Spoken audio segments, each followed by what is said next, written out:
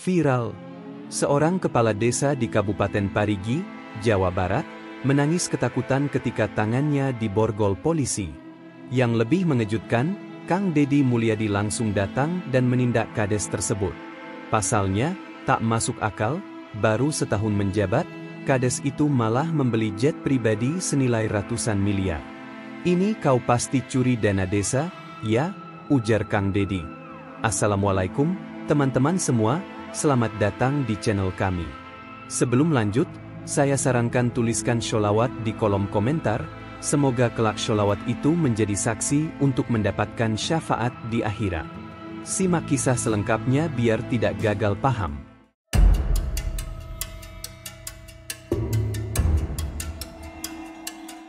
Di sebuah desa kecil bernama Cikadu Kidul, di kaki Gunung Salak, Kabupaten Cianjur, Jawa Barat, hidup seorang kepala desa yang dulu disegani, dihormati, bahkan dijadikan panutan oleh warga. Namanya Salman, atau lebih dikenal sebagai Pak Kades.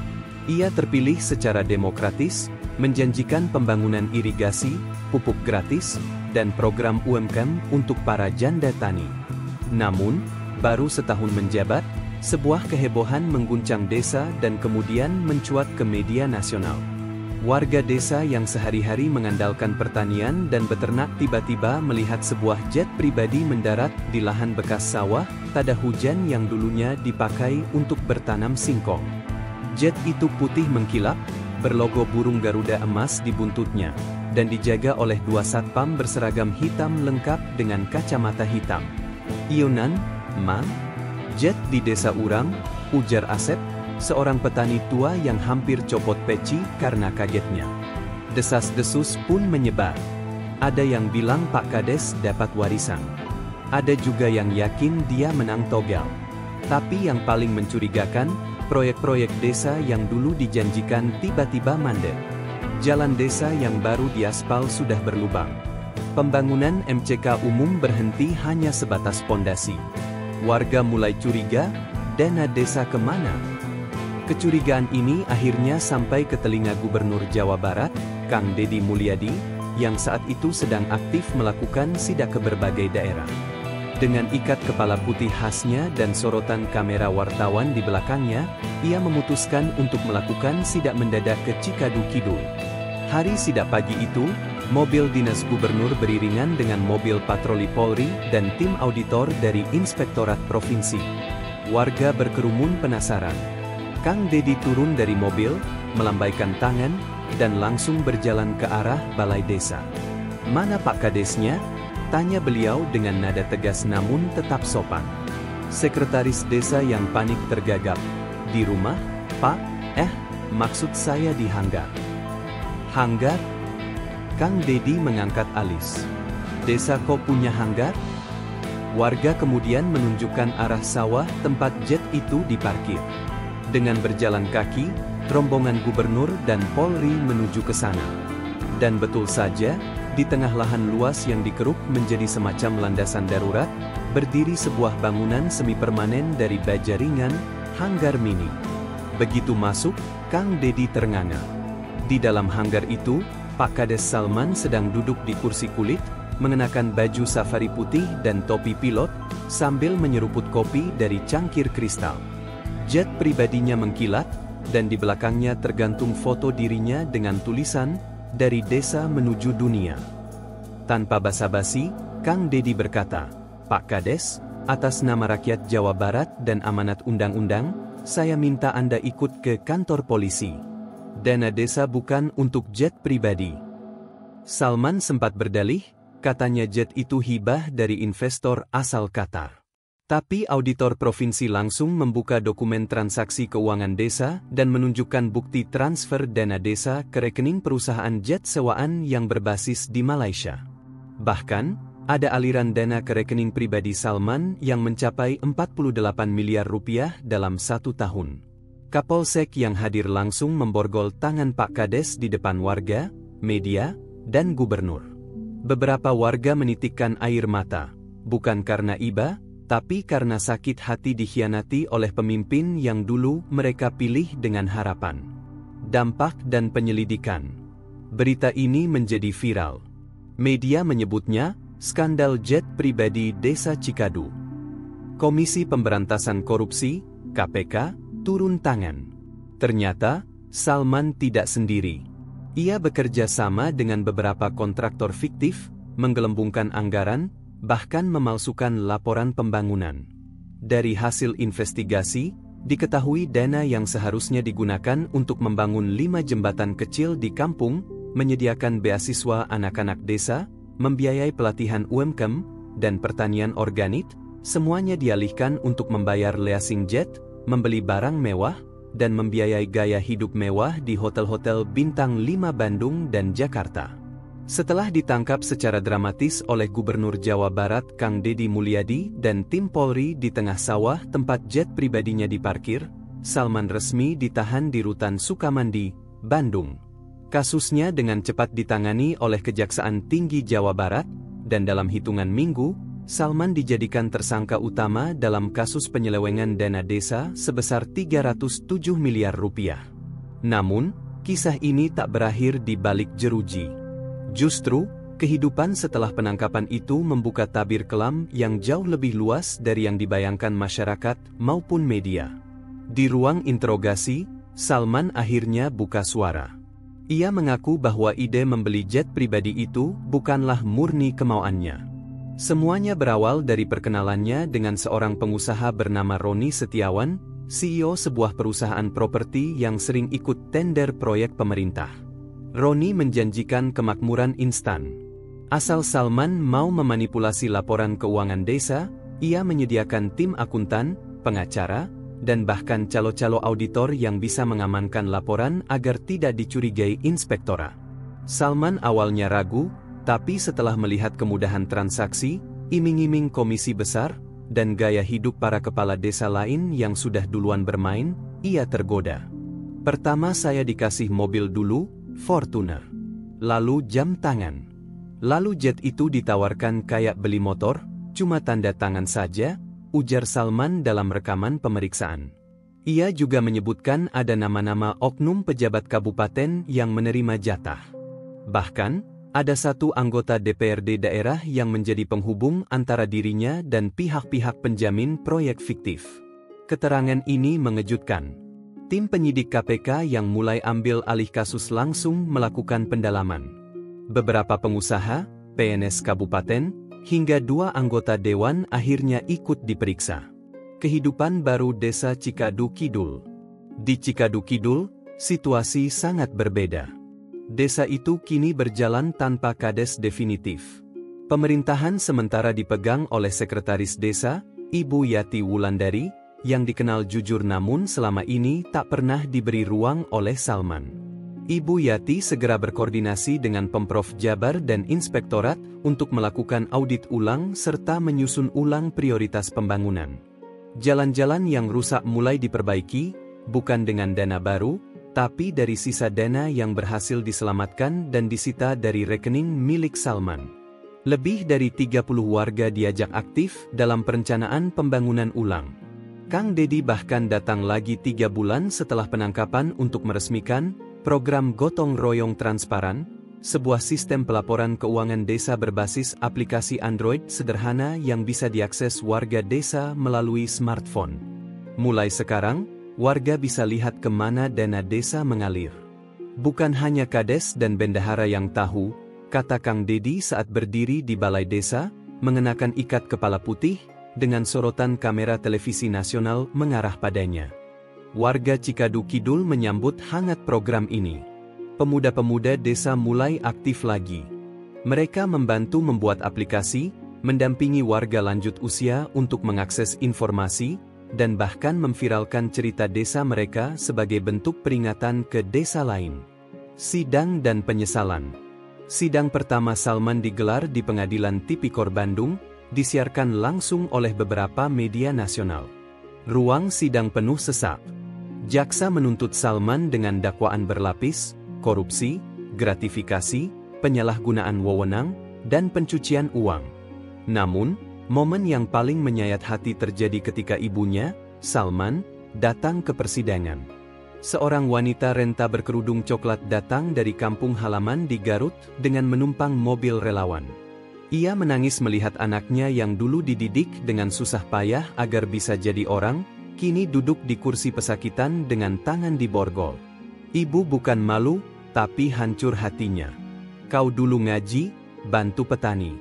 Kenapa jadi begini? Isaknya di luar gedung pengadilan.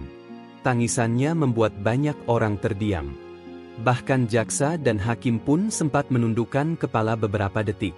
Salman sendiri hanya bisa tertunduk. Ia menangis menyesal.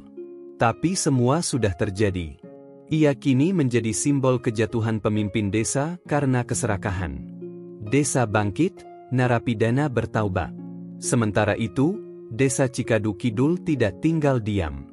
Mereka justru menjadi pionir perubahan. Dengan bantuan Dinas Pemberdayaan Masyarakat Desa Jawa Barat, mereka membentuk Forum Desa Anti Korupsi, FDA, yang kemudian menjadi model nasional. Forum ini menyusun pelatihan rutin, baik untuk aparat desa maupun masyarakat, agar melek anggaran, memahami hukum administrasi, dan bisa mengawasi jalannya pembangunan desa. Anak-anak muda seperti Dedi, Irwan, dan Eko yang sebelumnya merantau ke kota, kini kembali ke desa dan mendirikan koperasi digital yang memasarkan produk-produk hasil bumi Cikadu Kidul secara online. Desa yang dulu penuh gosip karena jet pribadi kadesnya, kini dikenal sebagai desa digital tangguh. Setahun setelah penangkapan Salman, Kang Dedi kembali datang ke desa itu. Kali ini bukan untuk menyidak, tapi untuk memberikan penghargaan desa berintegritas tahun ini kepada warga Cikadu Kidul. Di dalam penjara, Salman menjadi pribadi yang berbeda. Ia mengikuti kelas keagamaan dan menjadi pembimbing bagi narapidana baru. Ia menulis sebuah buku berjudul Saya Kades, Saya Hilaf, yang kemudian dicetak oleh sebuah penerbit dan digunakan sebagai bahan kampanye anti korupsi di beberapa sekolah tinggi pemerintahan. Namun pada akhirnya, kisah ini tamat sampai di sini. Dan ingat, ini adalah kisah fiksi. Apabila ada kesamaan nama dan tempat kejadian, mohon dimaafkan. Wassalamualaikum. Viral. Seorang kepala desa di Kabupaten Parigi, Jawa Barat, menangis ketakutan ketika tangannya diborgol polisi. Yang lebih mengejutkan, Kang Dedi Mulyadi langsung datang dan menindak kades tersebut. Pasalnya, tak masuk akal, baru setahun menjabat, kades itu malah membeli jet pribadi senilai ratusan miliar. Ini kau pasti curi dana desa, ya? Ujar Kang Dedi. Assalamualaikum, teman-teman semua, selamat datang di channel kami. Sebelum lanjut, saya sarankan tuliskan sholawat di kolom komentar, semoga kelak sholawat itu menjadi saksi untuk mendapatkan syafaat di akhirat. Simak kisah selengkapnya biar tidak gagal paham. Di sebuah desa kecil bernama Cikadu Kidul, di kaki Gunung Salak, Kabupaten Cianjur, Jawa Barat, hidup seorang kepala desa yang dulu disegani, dihormati, bahkan dijadikan panutan oleh warga. Namanya Salman, atau lebih dikenal sebagai Pak Kades. Ia terpilih secara demokratis, menjanjikan pembangunan irigasi, pupuk gratis, dan program UMKM untuk para janda tani. Namun, baru setahun menjabat, sebuah kehebohan mengguncang desa dan kemudian mencuat ke media nasional. Warga desa yang sehari-hari mengandalkan pertanian dan beternak tiba-tiba melihat sebuah jet pribadi mendarat di lahan bekas sawah, tada hujan yang dulunya dipakai untuk bertanam singkong. Jet itu putih mengkilap, berlogo burung Garuda emas di buntutnya, dan dijaga oleh dua satpam berseragam hitam lengkap dengan kacamata hitam. Ionan, Mang? Jet di desa Uram, ujar Asep, seorang petani tua yang hampir copot peci karena kagetnya. Desas-desus pun menyebar. Ada yang bilang Pak Kades dapat warisan. Ada juga yang yakin dia menang togel. Tapi yang paling mencurigakan, proyek-proyek desa yang dulu dijanjikan tiba-tiba mandek. Jalan desa yang baru diaspal sudah berlubang. Pembangunan MCK umum berhenti hanya sebatas pondasi. Warga mulai curiga, dana desa kemana? Kecurigaan ini akhirnya sampai ke telinga Gubernur Jawa Barat, Kang Dedi Mulyadi, yang saat itu sedang aktif melakukan sidak ke berbagai daerah. Dengan ikat kepala putih khasnya dan sorotan kamera wartawan di belakangnya, ia memutuskan untuk melakukan sidak mendadak ke Cikadu Kidul. Hari sidak pagi itu, mobil dinas gubernur beriringan dengan mobil patroli Polri dan tim auditor dari Inspektorat Provinsi. Warga berkerumun penasaran. Kang Dedi turun dari mobil, melambaikan tangan, dan langsung berjalan ke arah balai desa. "Mana Pak Kadesnya?" tanya beliau dengan nada tegas namun tetap sopan. Sekretaris desa yang panik tergagap. "Di rumah, Pak? Maksud saya di hanggar." "Hanggar?" Kang Dedi mengangkat alis. "Desa kau punya hanggar?" Warga kemudian menunjukkan arah sawah tempat jet itu diparkir. Dengan berjalan kaki, rombongan gubernur dan Polri menuju ke sana. Dan betul saja, di tengah lahan luas yang dikeruk menjadi semacam landasan darurat, berdiri sebuah bangunan semi permanen dari baja ringan, hanggar mini. Begitu masuk, Kang Dedi ternganga. Di dalam hanggar itu, Pak Kades Salman sedang duduk di kursi kulit, mengenakan baju safari putih dan topi pilot, sambil menyeruput kopi dari cangkir kristal. Jet pribadinya mengkilat, dan di belakangnya tergantung foto dirinya dengan tulisan, "Dari desa menuju dunia." Tanpa basa-basi, Kang Dedi berkata, "Pak Kades, atas nama rakyat Jawa Barat dan amanat undang-undang, saya minta Anda ikut ke kantor polisi. Dana desa bukan untuk jet pribadi." Salman sempat berdalih, katanya jet itu hibah dari investor asal Qatar. Tapi auditor provinsi langsung membuka dokumen transaksi keuangan desa dan menunjukkan bukti transfer dana desa ke rekening perusahaan jet sewaan yang berbasis di Malaysia. Bahkan, ada aliran dana ke rekening pribadi Salman yang mencapai 48 miliar rupiah dalam 1 tahun. Kapolsek yang hadir langsung memborgol tangan Pak Kades di depan warga, media, dan gubernur. Beberapa warga menitikkan air mata, bukan karena iba, tapi karena sakit hati dikhianati oleh pemimpin yang dulu mereka pilih dengan harapan. Dampak dan penyelidikan. Berita ini menjadi viral. Media menyebutnya, skandal jet pribadi Desa Cikadu. Komisi Pemberantasan Korupsi, KPK, turun tangan. Ternyata, Salman tidak sendiri. Ia bekerja sama dengan beberapa kontraktor fiktif, menggelembungkan anggaran, bahkan memalsukan laporan pembangunan. Dari hasil investigasi, diketahui dana yang seharusnya digunakan untuk membangun 5 jembatan kecil di kampung, menyediakan beasiswa anak-anak desa, membiayai pelatihan UMKM, dan pertanian organik, semuanya dialihkan untuk membayar leasing jet, membeli barang mewah, dan membiayai gaya hidup mewah di hotel-hotel bintang 5 Bandung dan Jakarta. Setelah ditangkap secara dramatis oleh Gubernur Jawa Barat Kang Dedi Mulyadi dan tim Polri di tengah sawah tempat jet pribadinya diparkir, Salman resmi ditahan di Rutan Sukamandi, Bandung. Kasusnya dengan cepat ditangani oleh Kejaksaan Tinggi Jawa Barat, dan dalam hitungan minggu, Salman dijadikan tersangka utama dalam kasus penyelewengan dana desa sebesar 307 miliar rupiah. Namun, kisah ini tak berakhir di balik jeruji. Justru, kehidupan setelah penangkapan itu membuka tabir kelam yang jauh lebih luas dari yang dibayangkan masyarakat maupun media. Di ruang interogasi, Salman akhirnya buka suara. Ia mengaku bahwa ide membeli jet pribadi itu bukanlah murni kemauannya. Semuanya berawal dari perkenalannya dengan seorang pengusaha bernama Roni Setiawan, CEO sebuah perusahaan properti yang sering ikut tender proyek pemerintah. Roni menjanjikan kemakmuran instan. Asal Salman mau memanipulasi laporan keuangan desa, ia menyediakan tim akuntan, pengacara, dan bahkan calo-calo auditor yang bisa mengamankan laporan agar tidak dicurigai inspektorat.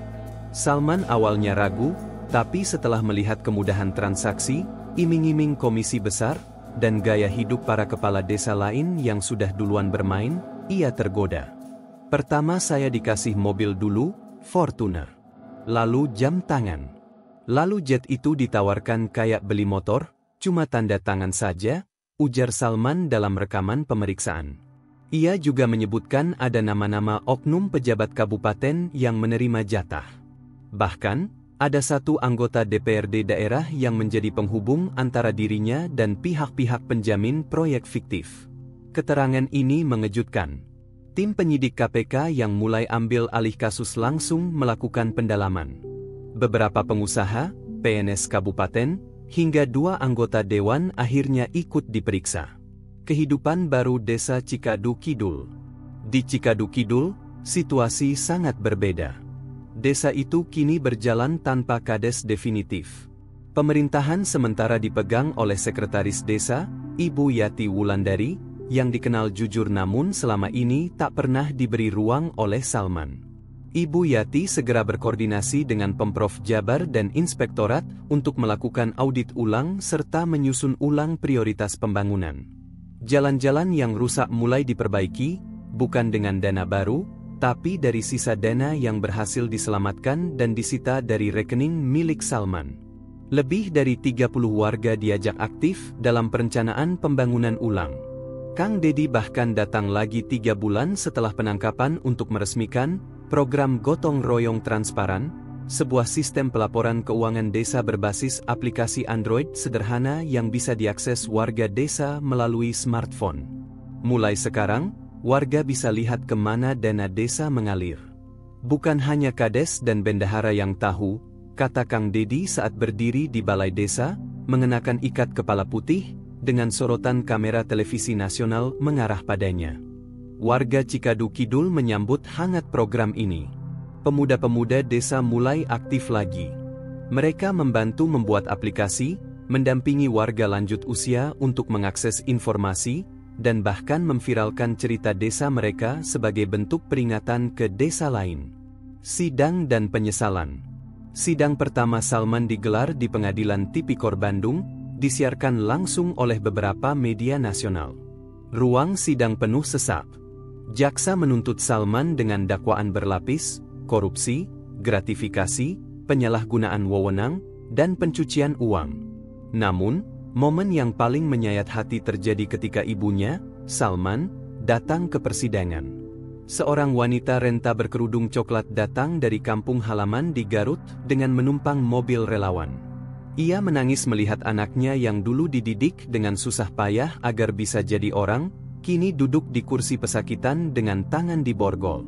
Ibu bukan malu, tapi hancur hatinya.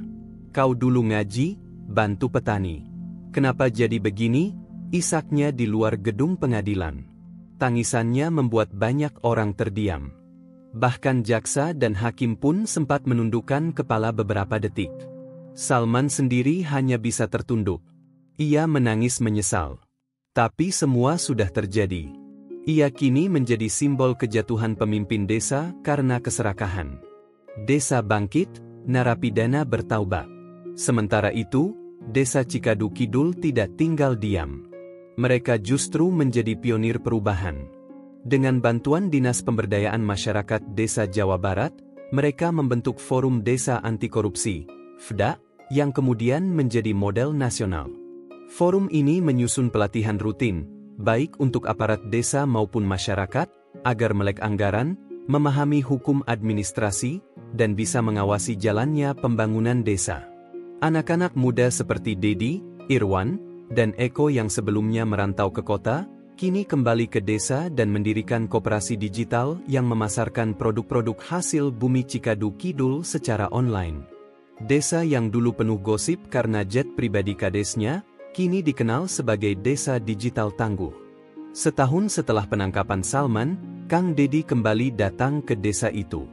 Kali ini bukan untuk menyidak, tapi untuk memberikan penghargaan desa berintegritas tahun ini kepada warga Cikadu Kidul. Di dalam penjara, Salman menjadi pribadi yang berbeda.